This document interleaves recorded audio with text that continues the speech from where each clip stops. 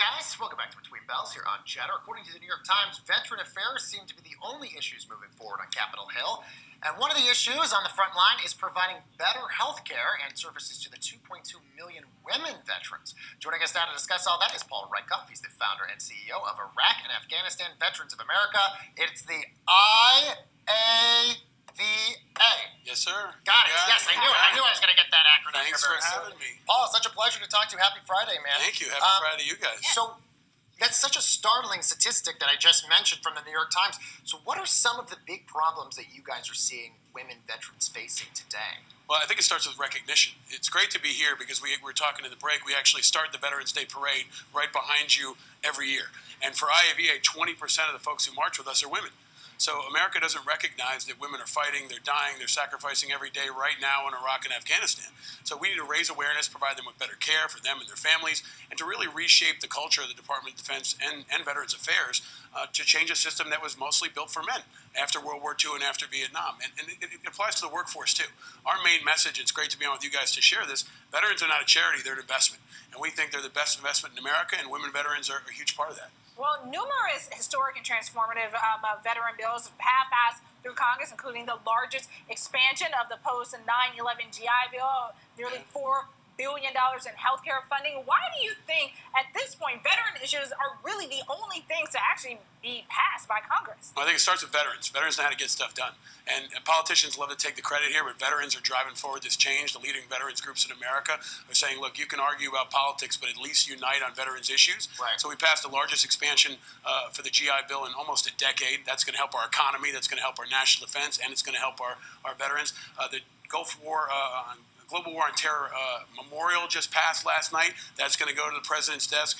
Emergency funding at the VA. Look, it makes sense, but it's also good politics. Right. Nobody wants to go home to their district and say they're not getting stuff done for veterans. So if we can use that headwind to get things done, we're going to do it, but we can't stop there. We got to keep the pedal down and try to get something out of Washington that can help everybody. Well, on the topic of the VA, your executive director for IAVA met recently with the VA secretary. Of course, there's always so much talk about what's not being done at the VA and how arduous it is for a lot of veterans to get health insurance and health care and all that stuff. So what particular progress was made with the executive director meeting with the VA secretary? Well, I think on a basic level, it's important he met with her. Yeah. She's one of the only women that are leading a veterans group in America, and she sat down to express the concerns of our members. We also called on him to change the VA motto. Right now, the VA motto is really pushes women away. It's an old Abraham Lincoln quote that says, for he and for his widow and for his orphan. So if you're a woman walking in, that doesn't really speak to you. We need to change that VA motto. If that motto was on the building of any Fortune 500 company, it would be a major issue. Right. It would be gone. It wouldn't be acceptable. Right. So it shouldn't be acceptable to VA either. So to have him meet with us is a important step. We need him to support the motto change, support increased care for women, and we need the president to step out too. This is an issue that should unite all Americans, and he should be able to address as well. Yeah, well, was there any actual progress though made at the meeting? No. I mean, we're waiting on them, right? I mean, we've got a bill called the Deborah Sampson Act that's got over 20 bipartisan senators behind it. The VA hasn't supported it.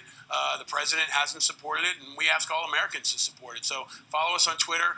Check us out on social media. We believe that veterans issues are not just for veterans. It's for everybody. And especially if you care about technology, if you care about our economy, if you care about innovation, veterans are going to be at the forefront of all that. Would you think more technology would be one way to simplify and make the VA process better and easier? Oh, absolutely. Why isn't technology being used when it comes to the VA? I mean, the term red tape actually comes from the tape they used to use to hold VA files together. I mean, there were buildings inside the VA recently that were structurally unsound because so much paper had stacked up, right?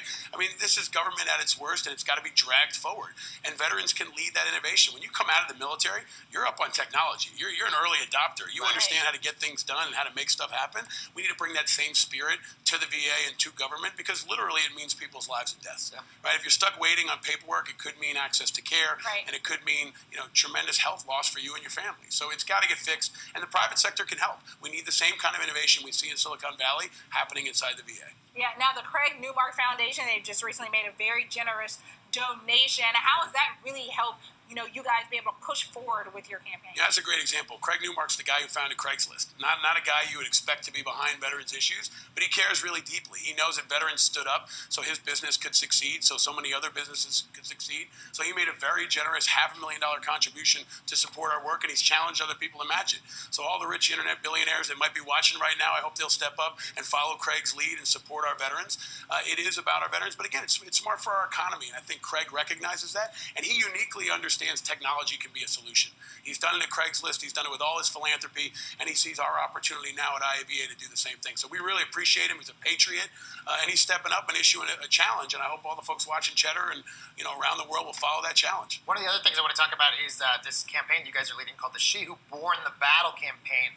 Explain to our viewers what that campaign is and what are you guys really trying to achieve with that? It starts with what we talked about earlier, making people aware that women are fighting and dying and are sacrificing and are really on the front lines. This generation has shouldered a tremendous amount of burden. Over 3 million people have served overseas since 9/11, and 20% of them are women. They have borne the battle. Their families have borne the battle. They continue to serve over and over again, and we need folks to recognize that our women are coming home and they need the same support that our men do. It's long past time, and when we talk a lot about women's rights over the last few months, there was a women's march in Washington. The Department of Defense and VA are going to be an epicenter for that progress, and it hasn't happened fast enough. It needs to happen now. One of the main issues when you think about women, veterans, child care, something that sometimes can be glossed over when you just think about male veterans, but how important is it that really the government and the entire VA get behind child care for, women that are serving in our military? It's essential. I mean, we sign up to join the military, but our families get drafted. So when we go overseas, our kids are waiting at home and watching the internet and praying and hoping we come home safe, and that has a huge impact on your families. So if you're going to look at care holistically for a man or a woman, it has to include children. So if you go into the VA, how do you handle child care?